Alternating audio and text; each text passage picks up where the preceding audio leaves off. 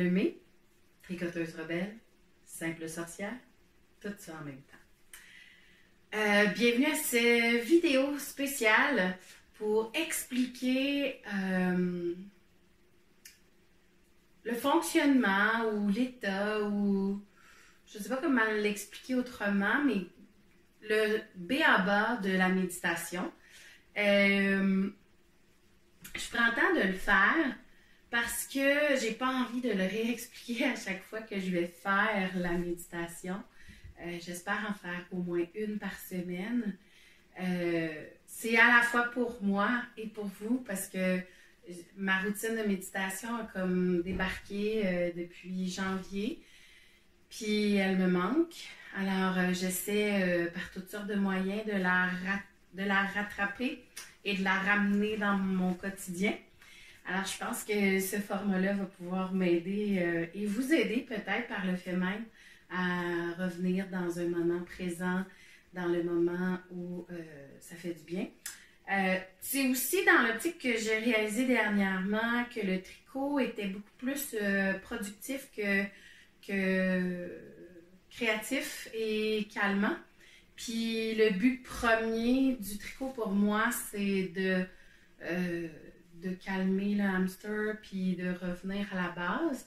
Donc, je me rendais compte que j'avais besoin d'énormément de temps de tricot pour arriver au même résultat de calme.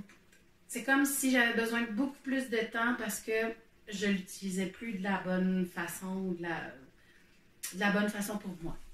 Alors, temps de méditation, on s'entend.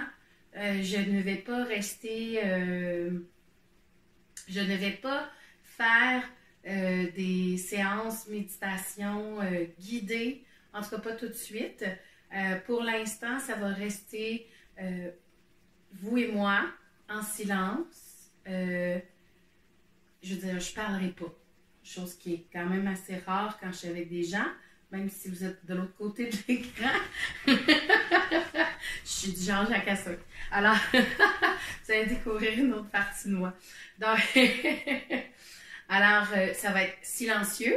Je vais probablement expliquer, dire une ou deux phrases en début de séance. Et puis, je sais que le silence peut être très malaisant pour certaines personnes.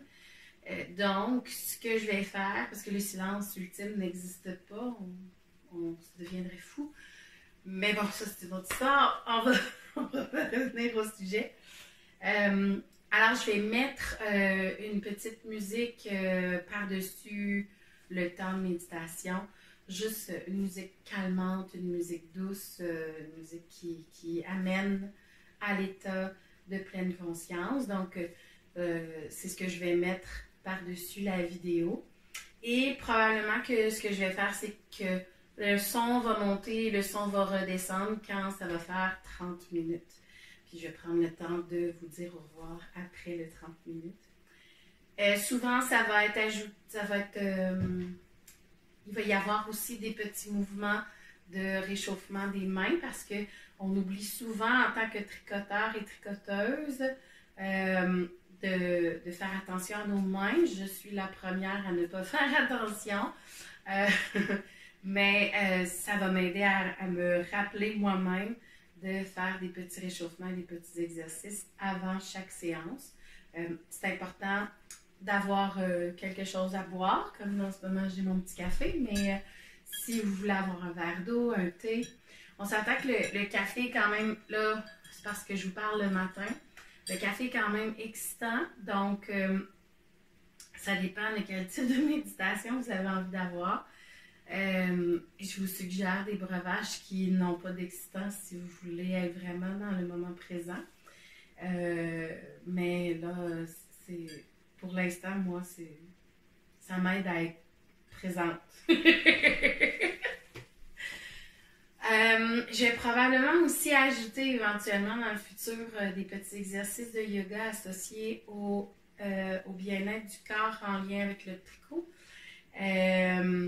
C'est quelque chose qui m'appelle beaucoup, donc éventuellement je vais ajouter peut-être un épisode spécial par rapport à ça.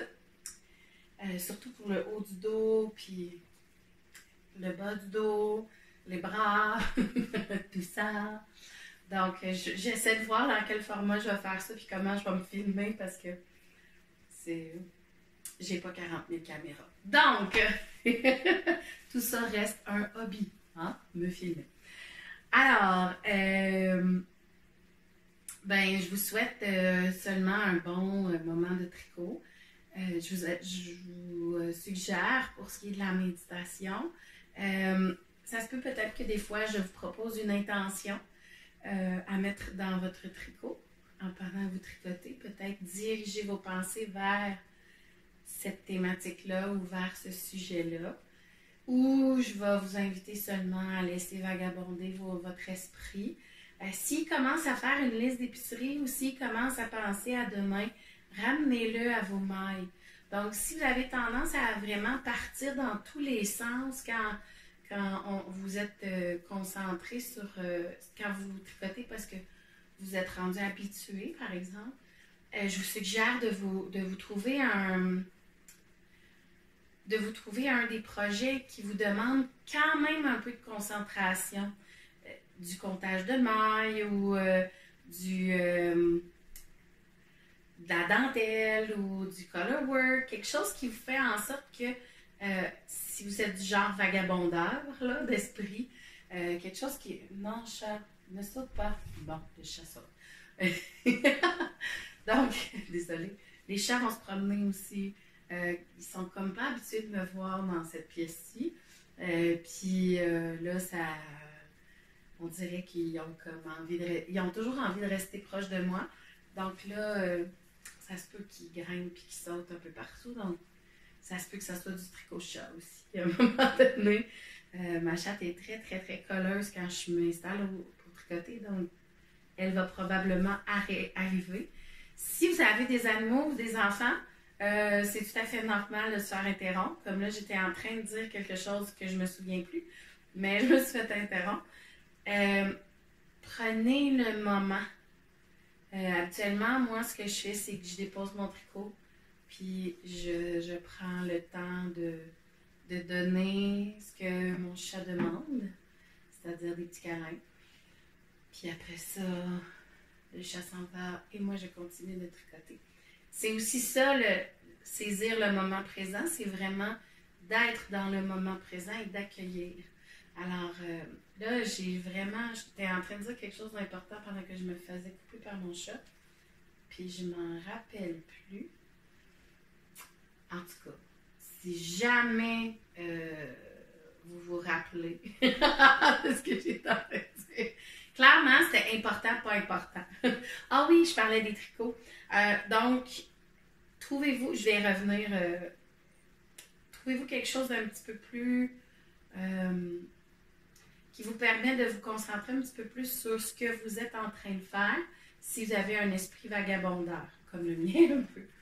Sauf que le mien, je l'ai travaillé beaucoup. J'ai travaillé énormément mon esprit pour que quand c'est le temps de la méditation, c'est le temps de la méditation. Il part pas, des fois, là, dépendant du temps de l'année, mais il va pas partir dans tous les sens. C'est comme si c'était une récréation, puis il fait comme « Yay! » Puis il est content de revenir dans le ici maintenant. Donc, pour ceux qui n'ont jamais apprivoisé et le silence et la méditation, une méditation, c'est pas seulement les yeux fermés à essayer de penser à rien. C'est impossible de penser à rien. Donc, même quand on dort. Et oui. Donc, c'est impossible de penser à rien. Par contre, on va essayer d'arrêter de penser au passé et au futur. OK? On va se centrer sur le ici, maintenant. Donc, là, je parle d'un type de méditation qui s'appelle la pleine conscience. La pleine conscience, elle peut s'exercer pas juste dans un état méditatif, elle peut s'exercer dans la vie en général. Donc, le but éventuel de la méditation pleine conscience, c'est d'amener une pleine conscience en conscience dans notre vie en général. Donc, en commençant en occupant nos mains, on peut ramener à faire un peu de focus. Il y a beaucoup de types de méditation qui demandent de l'action. On pense souvent que la méditation est centrée sur l'inaction, mais beaucoup de méditations nous permettent d'être dans l'action. La course à pied, même si on est dans l'action, est une forme de centration et de méditation. C'est pour ça aussi, puis en plus, c'est une activité physique, donc c'est pour ça que ça fait aussi bien au corps et à l'esprit quand on va faire de la marche ou de la course. La marche à pied. Puis vous allez voir, habituellement, ça prend 15-20 minutes avant de laisser... L'esprit, il va vagabonder, il va sauter partout. Ça prend 15-20 minutes avant de tomber dans sa centration. Quand on est habitué, des fois, ça va être moins long. On va retrouver l'état plus facilement. Mais c'est selon, hein, parce que ça va varier selon ce qu'on vit dans nos vies ou peu importe. Donc, ça va être très varié. Alors, pour ce qui est du moment de tricot, bien, je vous offre dans le fond ce moment-là parce que comme vous et moi, on est des tricoteurs, ben, je veux vous permettre de vivre cet état de pleine conscience à travers le tricot. Peut-être que le tricot l'est déjà sans que vous vous en rendez compte, mais finalement, là maintenant, vous allez être en pleine conscience de cet état-là. Ah mon Dieu Seigneur! Parce que des fois, on le fait en écoutant la TV, en écoutant les podcasts, en lisant, en marchant. Tu sais, on veut devenir overproductif.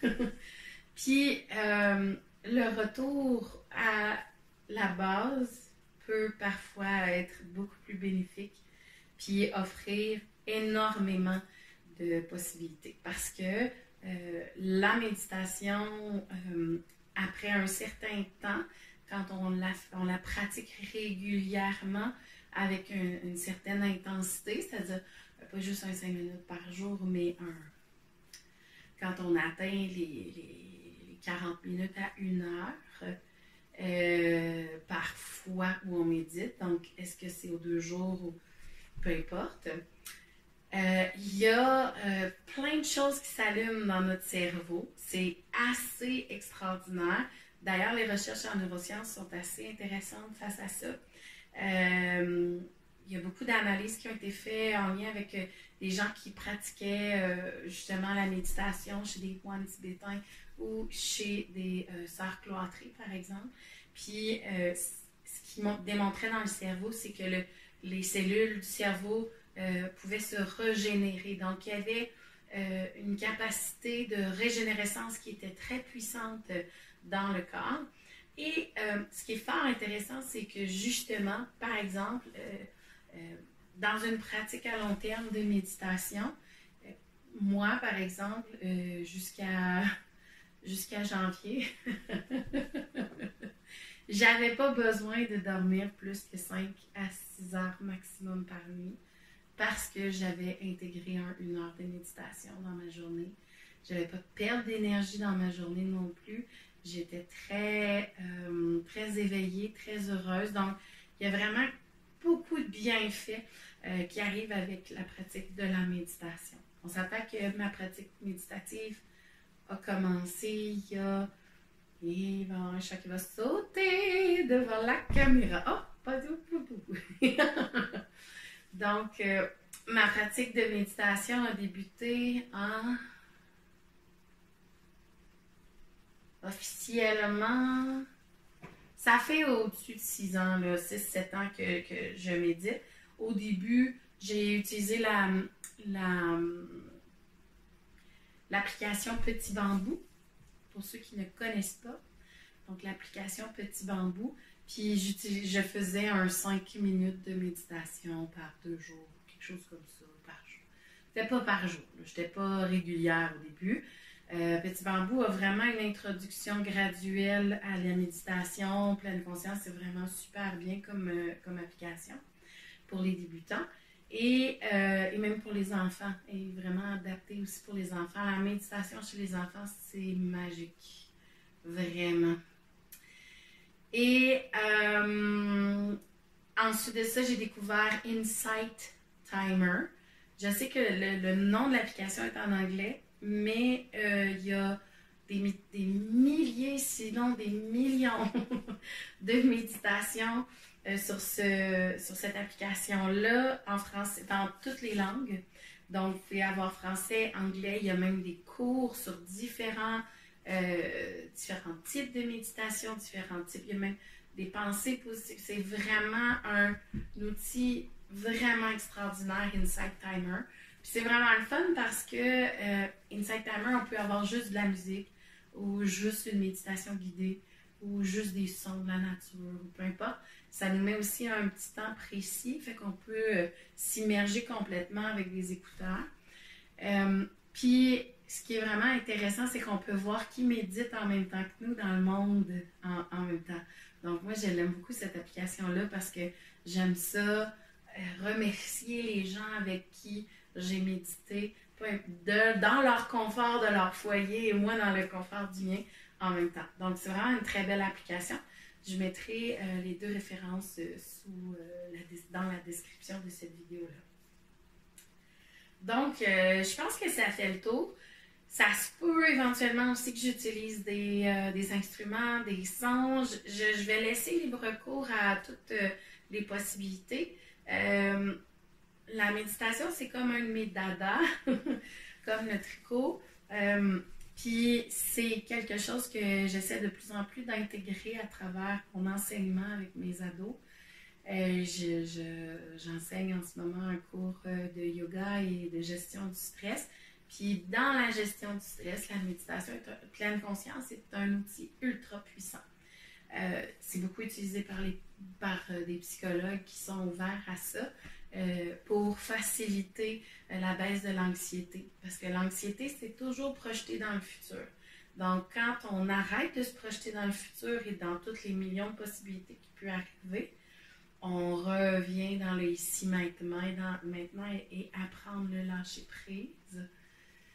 Ben, rendu là, on enlève une couche d'anxiété énorme. Donc, ça peut être un outil très puissant. Donc, si l'anxiété fait partie de votre vie, si le stress fait partie de votre vie, avoir une routine de méditation pleine conscience peut vraiment améliorer votre état et calmer énormément. J'ai même entendu beaucoup d'histoires en lien avec le fait que ça peut même aider à un certain niveau si quelqu'un prend des anxiolytiques, de diminuer le dosage des anxiolytiques pour éventuellement les retirer du quotidien. Donc, ça peut être un magnifique outil. D'ailleurs, juste une parenthèse avant de terminer là-dessus. D'ailleurs, personnellement, il y a de cela quelques années, juste avant la pandémie, en 2019, j'avais fait un burn-out. Et en allant voir mon médecin, elle m'avait demandé, là, tu veux-tu que je te donne des médicaments? As-tu de la misère à dormir et tout ça? Elle dit, as-tu des outils que tu utilises? Autre que la médecine, je ne suis pas très portée vers les médicaments. J'avais pas envie d'embarquer dans une médication. Elle dit, ben, tu fais quoi? Tu fais des sports? Je fais du yoga. OK. Je tricote. Numéro 1, puis je fais de la méditation. Ah, tu n'as pas besoin du tout de médication. Continue à garder tes routines. Si jamais tes routines disparaissent, là, on se revoit pour voir si on n'aurait pas besoin de médication. Mais c'est ton traitement. Puis c'est carrément ça. C'était exactement ce qui était écrit sur ma prescription CSST. C'était yoga, méditation, tricot. Alors, donc vraiment, ça a des bienfaits très puissants. Alors voilà. Donc, je vous souhaite bonne méditation en ma présence. Je vais poster une fois de temps en temps les méditations. On s'entend que je ne vais pas répéter tout ce laïus-là à chaque fois.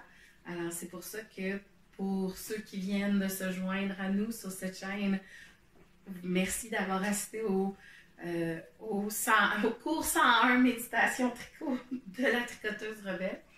Mais je ne vais pas le répéter à chaque fois. Donc, ça se peut que j'intègre des nouveaux outils, ça se peut que j'intègre des nouvelles choses, des sons, des instruments.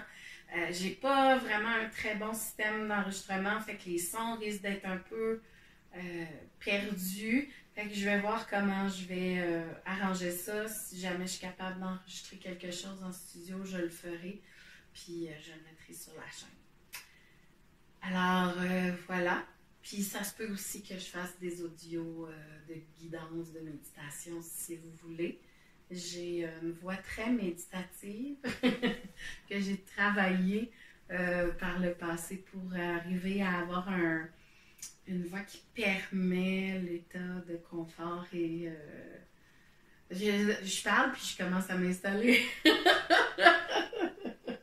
Donc, je peux avoir une voix qui s'ajuste pour la méditation. Alors, ça se peut fort bien que je fasse quelques méditations guidées sur cette chaîne. Mais toujours avec moi en fond qui tricote. Alors, bon tricot, bonne méditation, bonne exploration de la chose, s'il vous plaît.